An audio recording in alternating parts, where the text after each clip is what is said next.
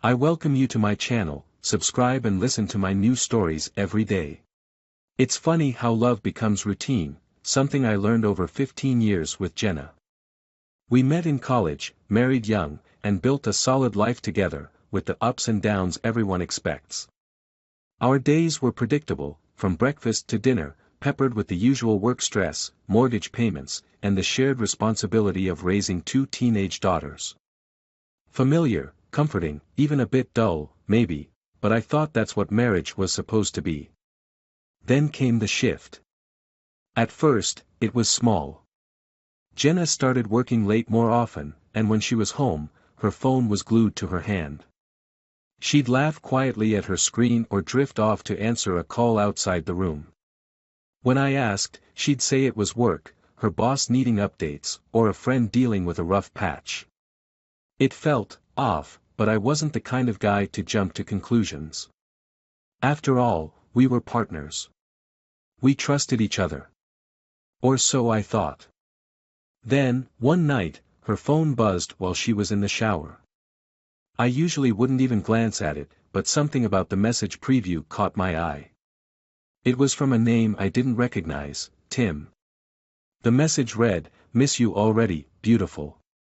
My chest tightened, my mind immediately racing with thoughts I didn't want to have. But I pushed them away. Maybe it was innocent. I told myself it had to be. Still, the words hung over me like a dark cloud I couldn't shake. I tried to ignore it, tried to move on, but the unease crept in. The feeling that something was terribly wrong gnawed at me during those quiet moments when I was alone. I spent a few sleepless nights going over everything in my head, wondering if I was being paranoid or if there was something real behind the nagging doubt.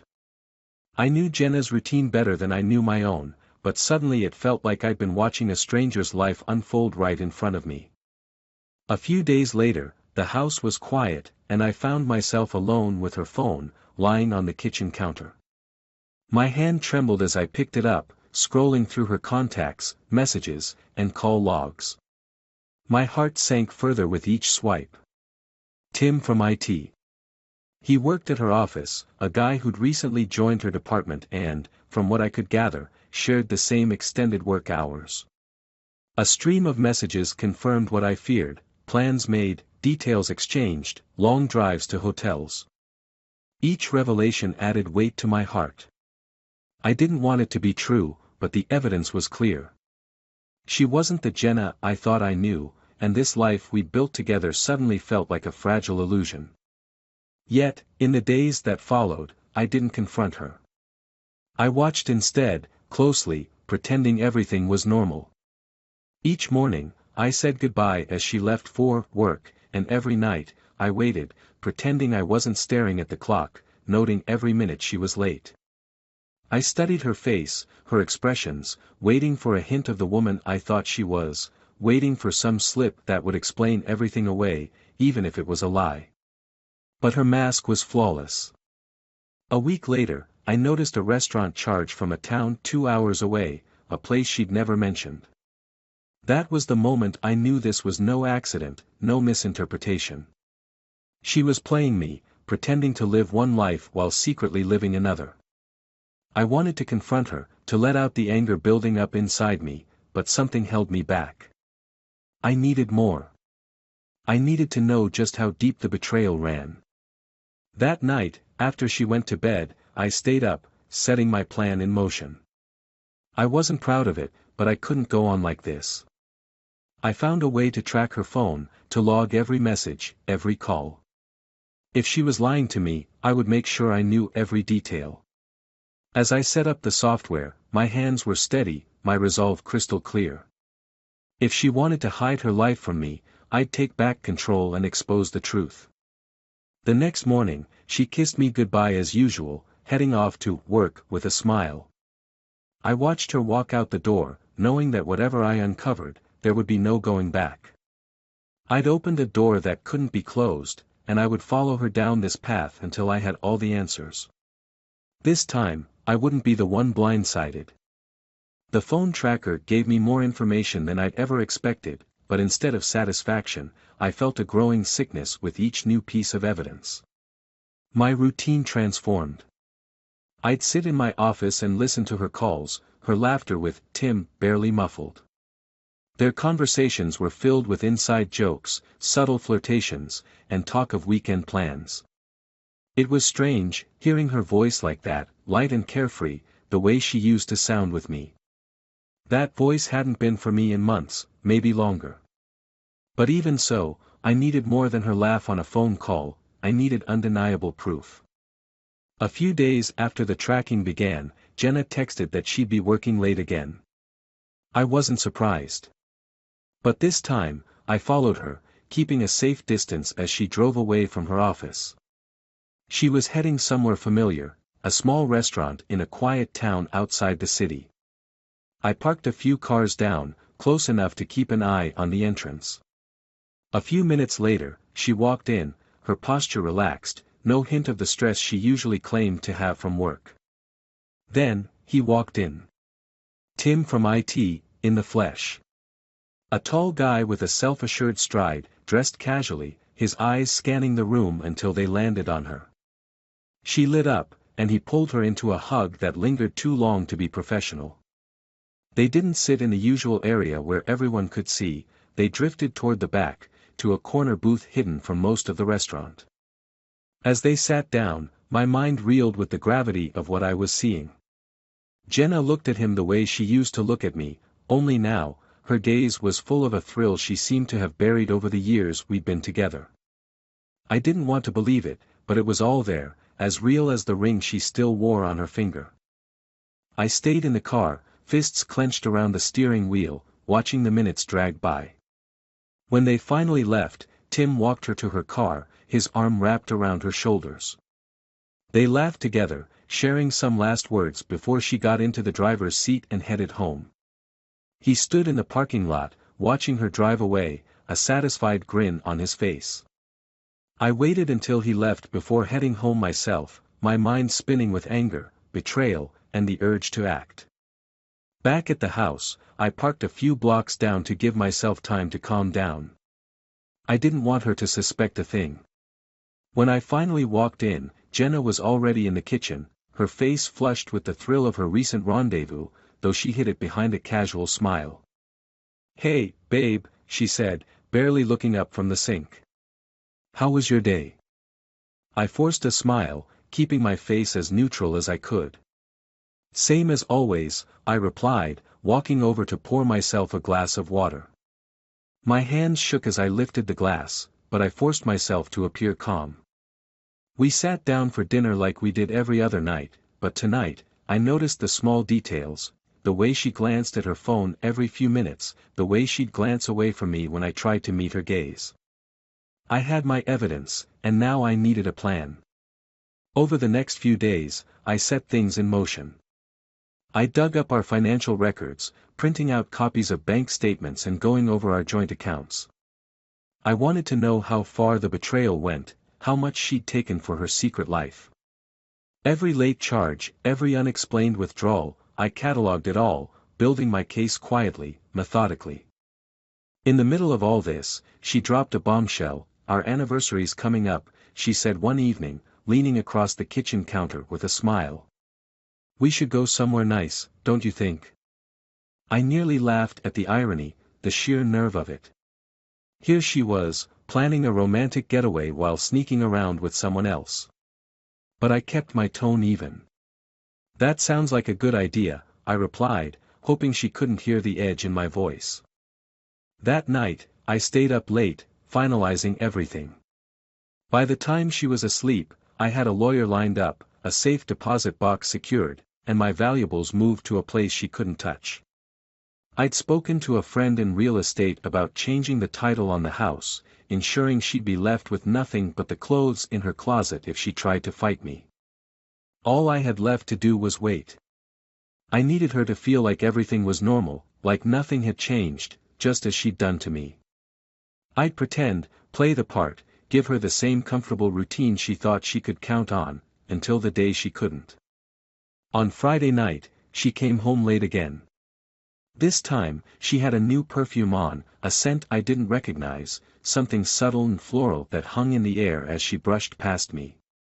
Her hair was tousled, her lipstick faintly smudged, and she wore that easy, carefree smile that used to be just for me. I felt my blood boiling under my skin, but I kept my face blank.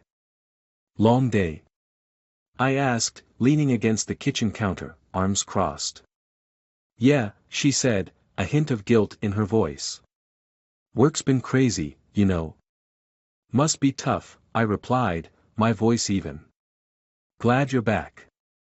The lie slipped from her lips as effortlessly as the smile she gave me, and in that moment, I realized how deep her betrayal truly went. She thought I was clueless, still living in the comfort of a shared routine. But that routine was about to shatter, and she'd never see it coming. Over the weekend, I finalized my escape plan. I'd spent the last week transferring money to a private account, redirecting my paychecks, and securing the house in my name alone. She'd left traces of her affair everywhere, and I'd gathered every one of them, a trail she couldn't erase no matter how hard she tried. The days drifted by, one after the other, each one a reminder of what she'd done, each one fueling my resolve. I would give her the same sense of security she'd given me, and then I'd pull it away in a single, swift move. She wanted to play with fire, and soon she'd understand what it felt like to get burned. I was ready. The days before our anniversary felt like a ticking clock, each second drawing us closer to the confrontation I had so carefully planned. Jenna's behavior had become a charade of normalcy, an act she played without flaw. She kissed me goodbye in the mornings, texted me little updates throughout the day, and looked me in the eyes every evening, still wearing the mask of a loving wife. But now I saw her for what she was, a stranger hiding behind a familiar face. The night before our anniversary, I could tell she was eager. We'd talked about a weekend getaway, something close by, and she'd suggested a cabin in the mountains. She kept bringing it up over dinner, spinning dreams of quiet fireside conversations and long hikes, looking at me with bright, hopeful eyes that might have once convinced me. But now, I just felt disgust. After dinner, she spent nearly an hour on the phone, supposedly arranging the cabin. I knew better. My tracker app showed she was messaging Tim again, exchanging the usual flirtations, but this time with a twist. She promised him that once she returned from the anniversary trip, she'd have a surprise for him, a weekend away, just the two of them. Reading those messages felt like a knife twisting in my chest, but I held my composure. Tomorrow was the day everything would change. When the morning arrived, Jenna was up early, throwing together a bag of clothes and toiletries, humming a soft tune as if it were any other trip. I let her pack without interruption, taking my time over coffee, watching her flit around with a disturbing lightness. It struck me how little she suspected, how comfortably she had slid into this life of deceit. And maybe that was the worst part, she had expected me to be oblivious. "Ready to go?" she asked, slinging her bag over her shoulder with a warm smile. I nodded, grabbing the bag I'd packed, though it didn't hold clothes. Inside were all the documents, all the proof I'd gathered over the past few weeks, everything that would lay out her betrayal in black and white. We set off, the drive out of the city stretching quietly between us. Jenna filled the silence with small talk, pointing out roadside diners, commenting on billboards, anything to fill the space.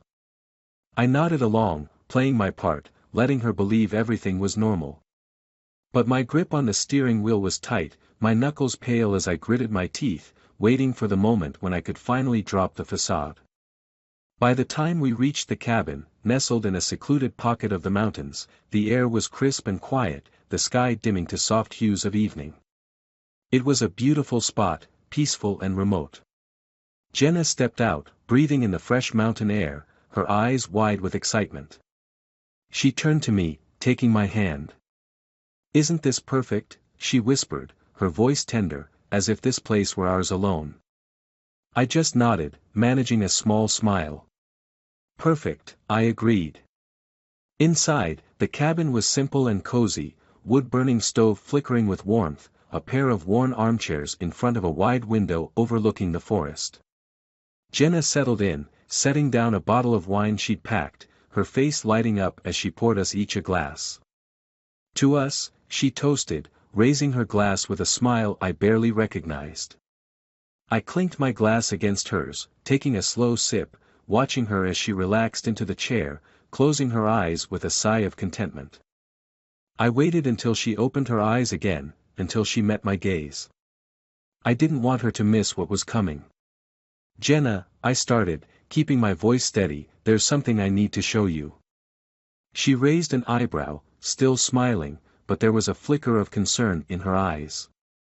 "What's up?" she asked, her tone light, as if we were about to share some private joke. I pulled out the folder from my bag, setting it on the coffee table between us. "This," I said simply, "is the truth about our marriage." Jenna's smile faltered, and she stared at the folder, her fingers clenching around her wine glass.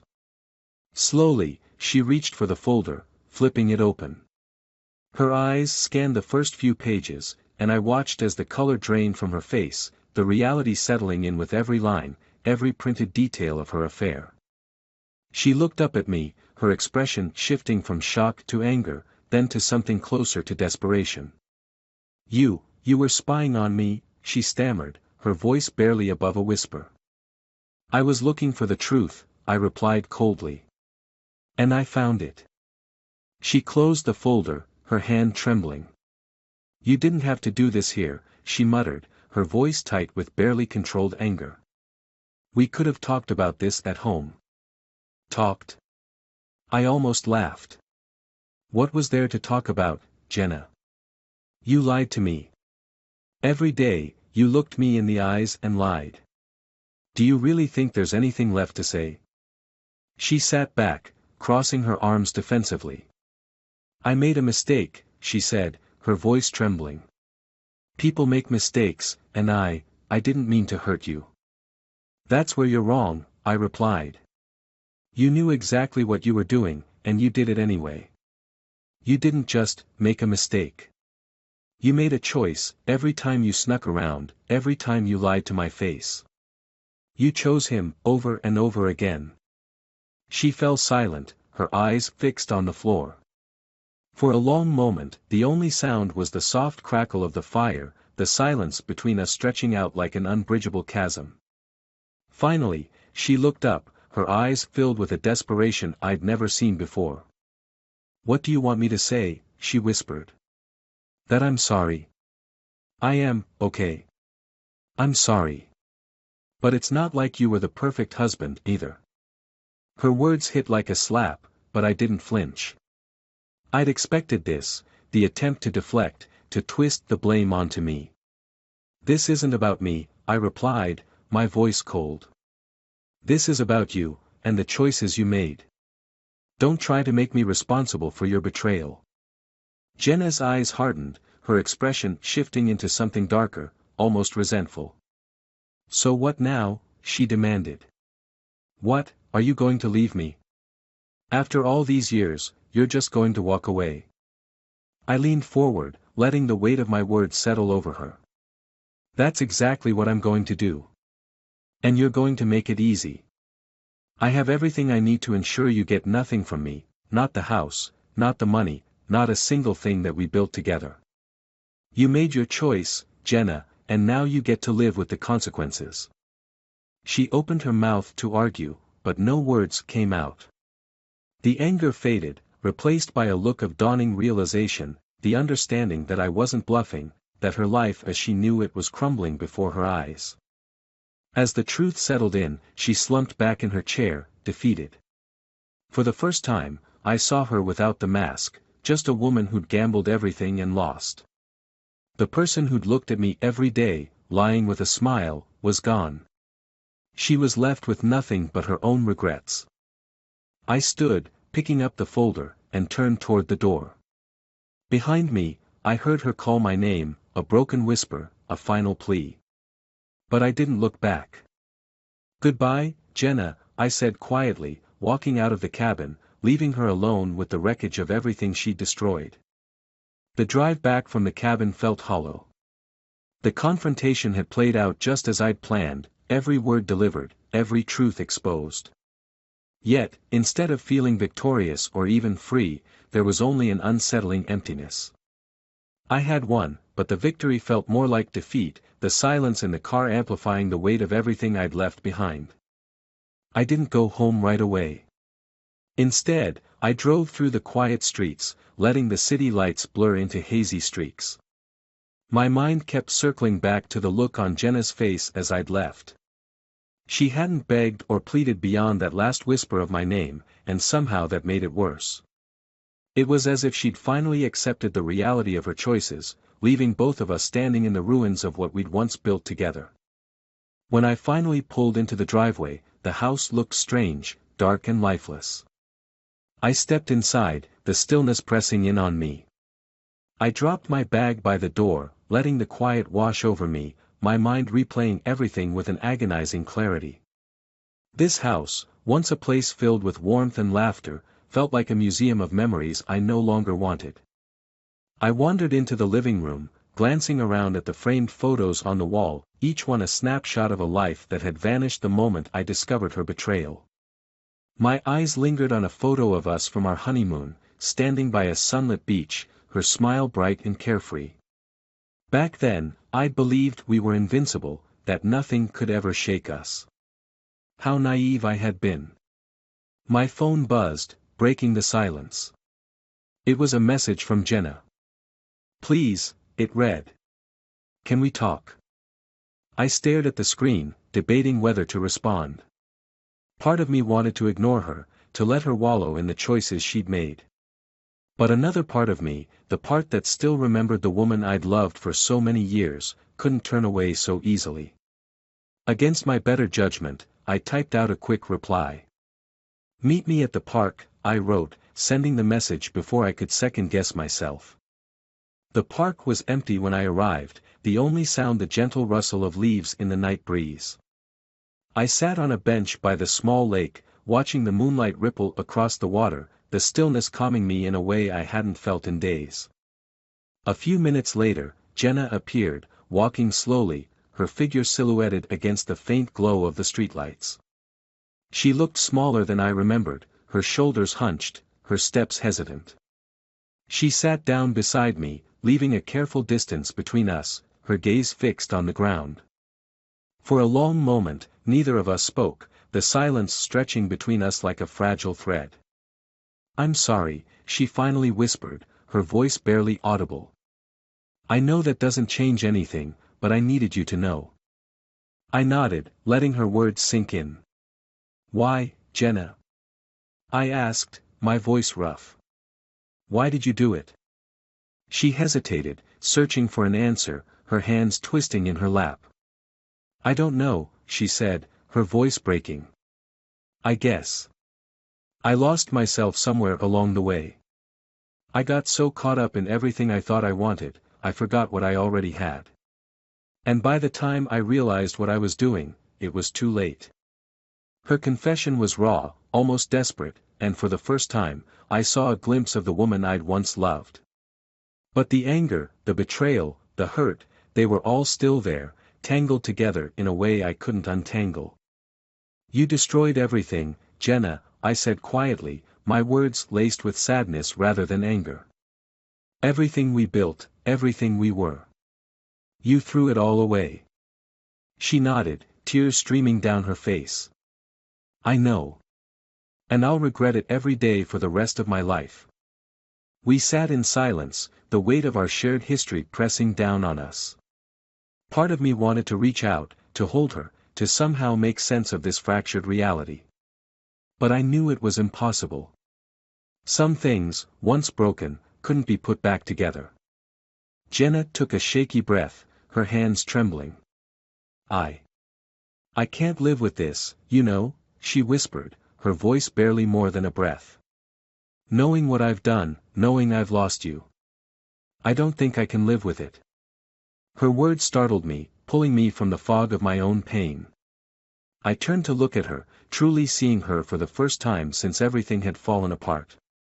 Her face was etched with a grief I hadn't noticed before, a hollow sadness that ran deeper than I'd realized. "Jenna," I began, unsure of what to say. But she shook her head, a faint, broken smile on her lips. "I'm not asking for forgiveness," she said. I don't deserve that. I just needed to see you one last time. Before I could respond, she stood up, her figure silhouetted against the moonlit lake. For a moment, she just looked at me, her eyes filled with a sorrow that made my chest ache. And then, without another word, she turned and walked away, her figure disappearing into the shadows. I sat there, staring at the empty space where she'd been, a strange, sinking feeling settling in my stomach. Something about her words, her tone, didn't sit right. A quiet panic began to creep in, and I stood up, looking around, searching for her. Jenna! I called out, my voice echoing through the empty park. There was no answer, only the quiet rustling of leaves in the night breeze. I took off in the direction she'd gone, my heart pounding as I searched the park. I didn't know what I was looking for, but a part of me feared the worst. The shadows stretched long and dark, every corner of the park holding the possibility of something I didn't want to find. Finally, I reached the edge of the lake, my footsteps faltering as I spotted something lying on the ground. Her phone. I picked it up, my hands shaking, and scanned the darkened water, the surface still and calm, betraying nothing. Jenna! I called again, my voice cracking, but the only response was the quiet lap of water against the shore. I don't know how long I searched, calling her name, my voice growing hoarse, my heart pounding with a terror I hadn't felt in years. But she was gone, lost in the darkness, leaving me with nothing but the echo of her last words. The police found her the next morning, her body pulled from the lake, her face pale and still, a faint smile on her lips. They said it was likely an accident, but I knew better. I knew she'd made her choice, a final, irreversible decision, a desperate attempt to escape the pain she'd caused. In the days that followed, the house felt colder, emptier, haunted by memories and regrets I couldn't shake. The divorce papers lay untouched, useless now, a grim reminder of the life we'd never get back. I wandered through the empty rooms, my footsteps echoing in the silence, feeling as if I were drifting through a nightmare I couldn't wake from. And in the quiet moments, when the world felt unbearably still, I would hear her voice, that final whisper, her broken plea, please, can we talk? It was a question I would never answer, a chance I would never get back. I had won, yes. But in the end, the victory was hollow, a Pyrrhic triumph that left me standing alone, surrounded by the ghosts of everything I had lost. And as I sat there, alone in the darkness, I realized that some wounds never healed, and some choices could never be undone.